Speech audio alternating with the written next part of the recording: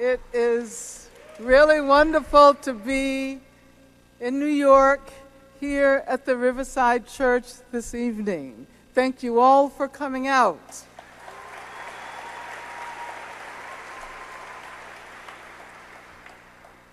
First, let me thank the Brecht Forum and Critical Resistance. I should mention the Brecht Forum and the New York Marxist School, because I always love to evoke Brecht and Marx and all of those communists. But let me thank Reverend Phelps for your wonderful opening remarks, and the Riverside Church, and not only for providing the venue for this event, but for the long, long history of social activism this church has witnessed and sponsored.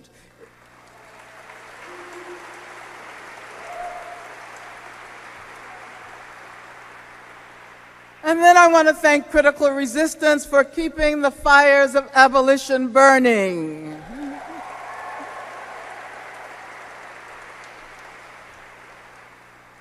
And so I have to say that it's a special honor to speak on the same platform with Ruthie Gilmore and Vijay Fahad, and of course, Laura Flanders. Thank you all. And I want to thank Mumia Abu Jamal. That was such a wonderful opening. And I certainly hope he hears us this evening. And of course, the delegation from the Cuban Mission and from the People's Republic of Vietnam. And let me thank everyone who came out this evening. This is a special moment. All of you are here. You know, all of these people, I don't know, hundreds and hundreds of people came this evening for a reason. And I'm trying to figure out why you're here. But while I do that, let me say that I want to give some special greetings to members of the audience. Dorothy Burnham and Esther Jackson are sitting in the front row. Thank you so much for your, stand up, Esther Jackson and Dorothy Burnham, both of whom have been struggling against capitalism and racism longer than most of you have been alive.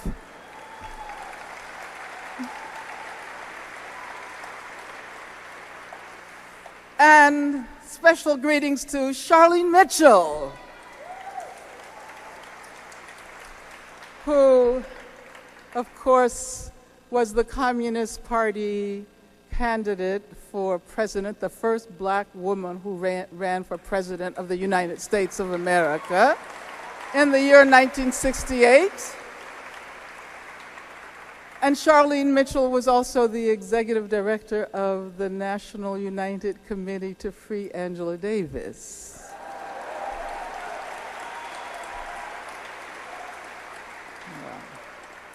This event was publicized as taking place 4 decades after the uprisings at Attica. For those of us who still have vivid memories of the Attica uprising, it's very difficult to believe that almost 40 years have passed, more than 40 years have passed since our attention was riveted on the rebellion at Attica, and when Governor Rockefeller's arrogant unleashing of military violence on prisoners who were crying out for justice created so much damage. Here we are 4 decades later. This is a very important historical moment. Perhaps you're here this evening because you felt the need to be a part of this moment. And as we reflect on abolition, the world we want, the world we need, it is important that we evoke the spirit of the Attica rebellion this evening and remember. And we should remember that era, regardless of how old you are. You can always have historical memory. So I'm not talking about personal memory. I'm talking about historical memory. That era 40 years ago during which the state attempted to violently repress anti-prison activism. And some of you may remember that Attica was in part a response to the murder of George Jackson in San Quentin.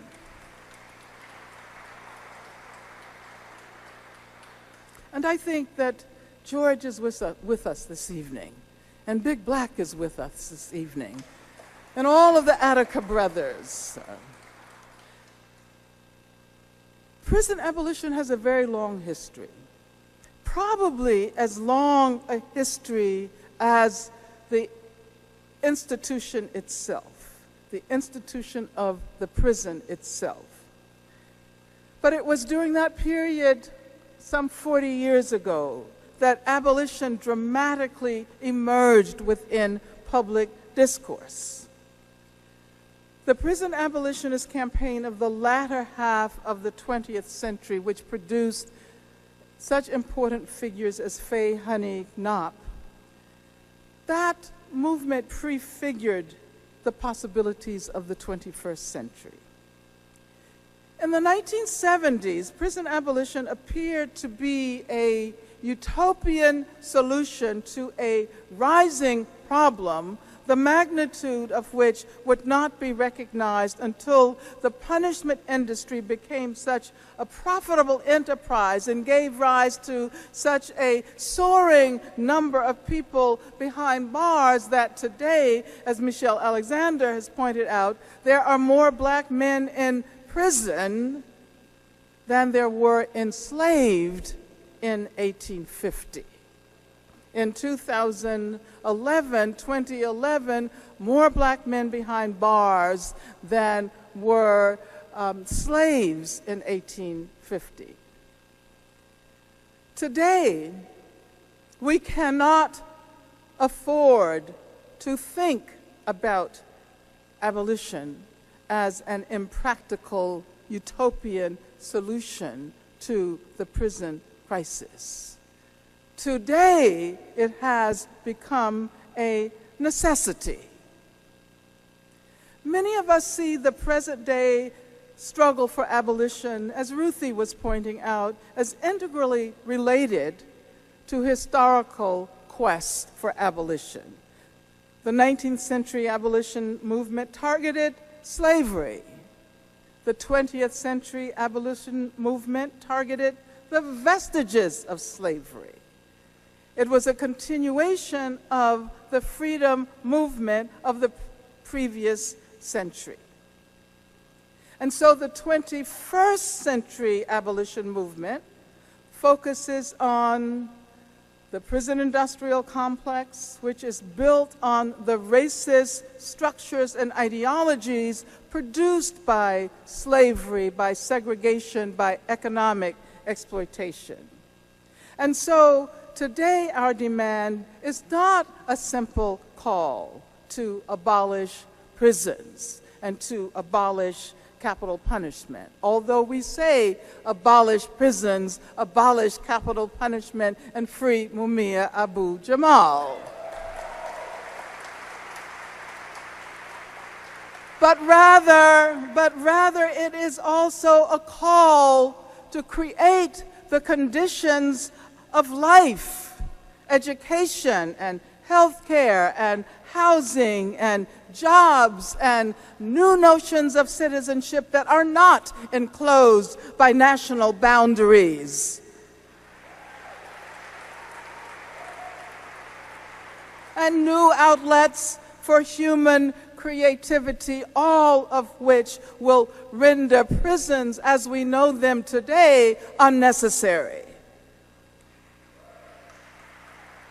And so at the same time that we urge you to think about a more effective, more compassionate, more reparative justice system, we ask you to think about a new society, a better society, a socialist society, a society that moves beyond capitalism and challenges the prevailing neoliberal global capitalist structures that Vijay so eloquently spoke about. So we say also this evening, free the Cuban Five. Free the Cuban Five. The world we want is the world we need. You've heard about the global context, and we need to think seriously and deeply about our ties to people fighting for justice on other continents, and our responsibility to build solidarities with their struggles. So our demands for equality and justice traverse the oceans from Wisconsin to Cairo, from SCI Green, where Mumia is incarcerated outside of Pittsburgh, Pennsylvania, to Raipur, to Chhattisgarh, where Binayak Sen is being tried on charges of sedition. You know, virtually every time I travel abroad, I am reminded about the extent to which activists in other countries have expressed solidarity with our movements and indeed have paid tribute to us here in the United States in striking and dramatic ways. The Dalits, for example, refer to B.R. Ambedkar as the Martin Luther King of their people. And even today, there is a Dalit Black Panther Party. Isn't that right? As there were Black Panther parties in New Zealand, in Brazil, and in Israel. And so we say, free Palestine, free Palestine.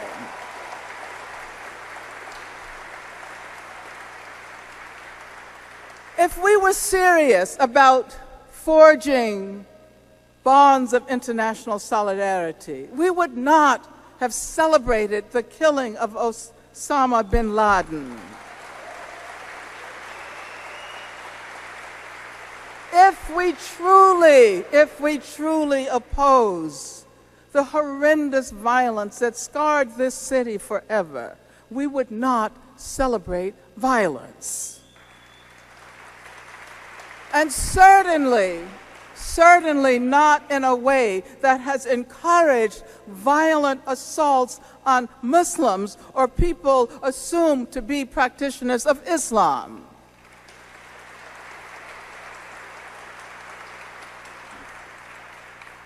Now, I was recently interviewed by someone who asked me to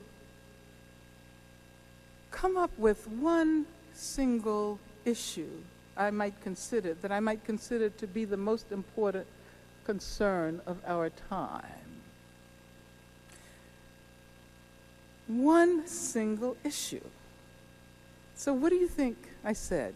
What issue do you think I chose? Capitalism? Racism? Poverty? Imperialism? Well, yeah, you're right. I told the person I cannot single out one issue because it seems to me that the challenge of our time is to understand how the issues are interconnected and entangled with each other. So what are all of the cross-cutting relationships of a vast array of issues that help to make up our sense of justice in the 21st century? And so I could have talked about racism. I could have spoken about attacks on immigrant rights, especially the emergence of SB 1070 in Arizona and the need to defend the rights of immigrants as one of the most important civil rights struggles of the 21st century. I could have talked about the importance of broadening our sense of what constitutes racism, particularly by challenging Islamophobia and the ease with which Islamophobia has developed in this country and around the world. I could have talked about xenophobia, and of course there's the attack on the labor movement, right? And of course the prison industrial complex. And there's homophobia and transphobia. And there's patriarchy, violence against women, the pandemic of violence against women, sexual assaults all over the world, the women in the Congo who have been raped. And the IMF chief, Dominique Strauss-Kahn. And I should tell you that while I was sitting there, I told Laura that the news popped up on my iPad that he had just been released on $1 million bail. I'm sorry, I can't even start to talk about him because we would probably end up being in this church too long. So let me continue. Someone mentioned imperialism. The occupation of Palestine certainly should be in the forefront of our vision of what we need to do to achieve justice today. We need to challenge the occupation of Palestine and stand up against Israeli apartheid.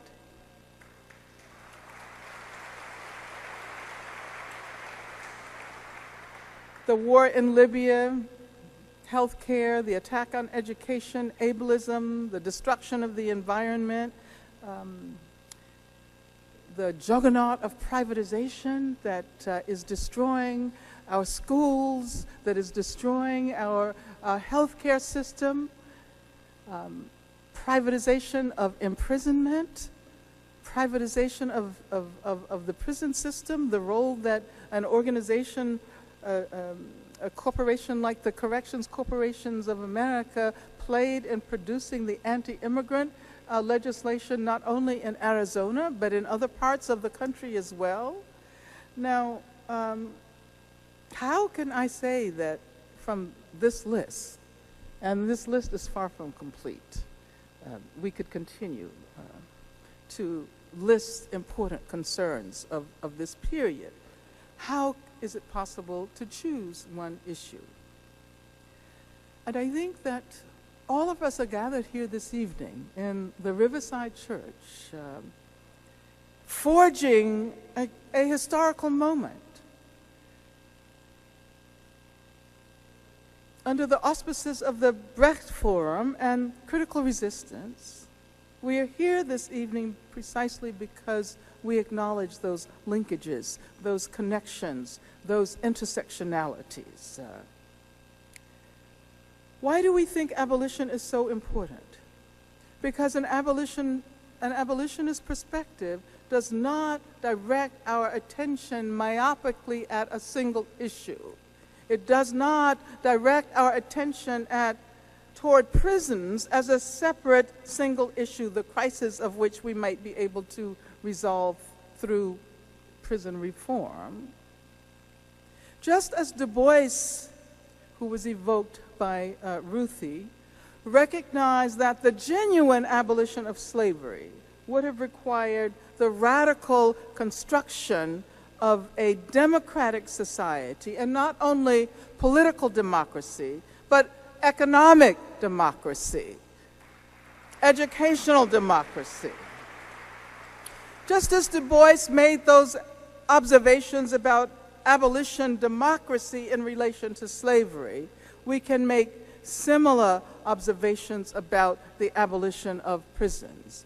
Abolition directs us toward a new society. The world we want is a socialist world. That is the world we need.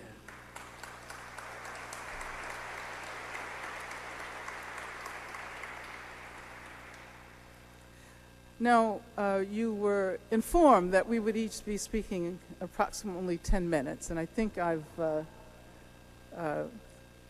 been speaking for more than 10 minutes.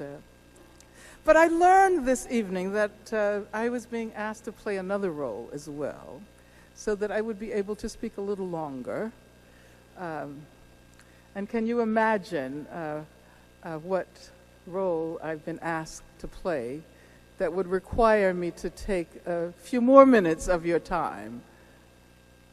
Yeah, see, the activists know. Organizers know exactly what I'm about to do. Yes, yes, right, exactly. I am about to make an appeal. But you see, I don't want you to donate your money.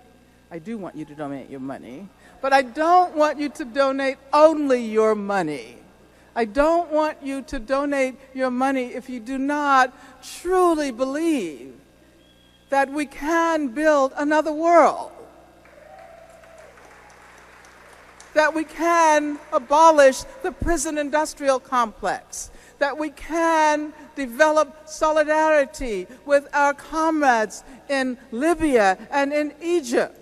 Do you believe that we can do this?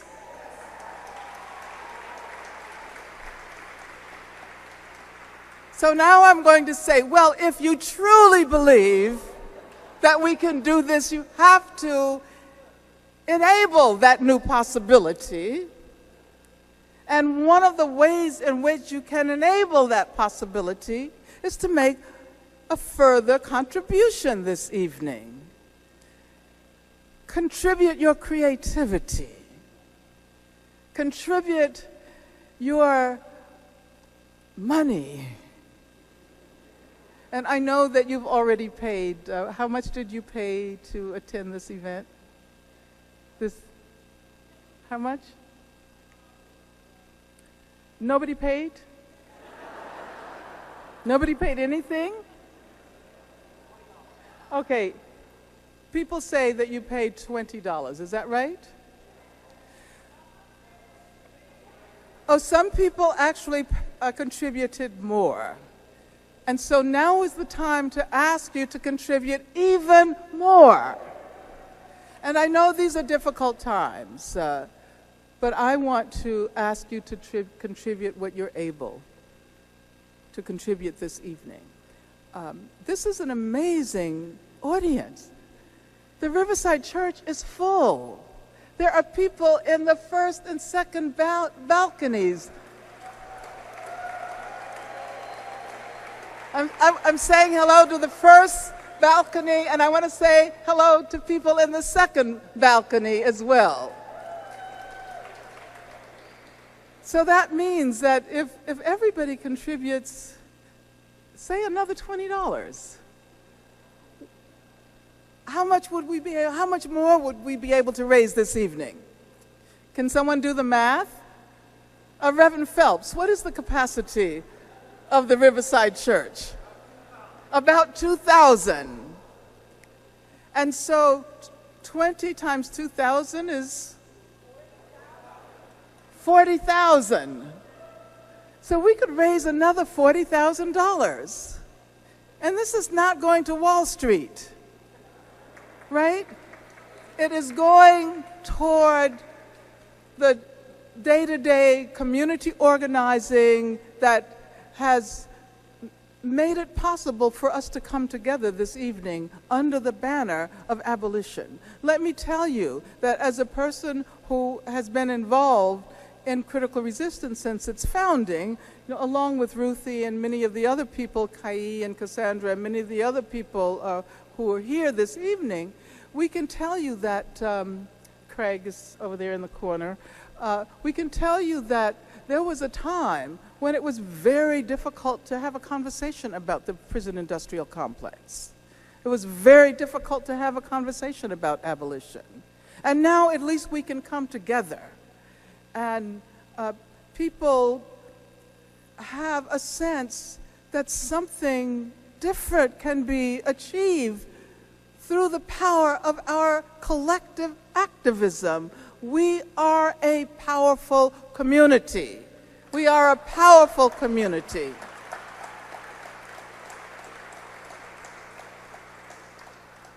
And so let me express my deepest gratitude for your indulgence, and I certainly hope that, that I haven't offended you by asking you for your money.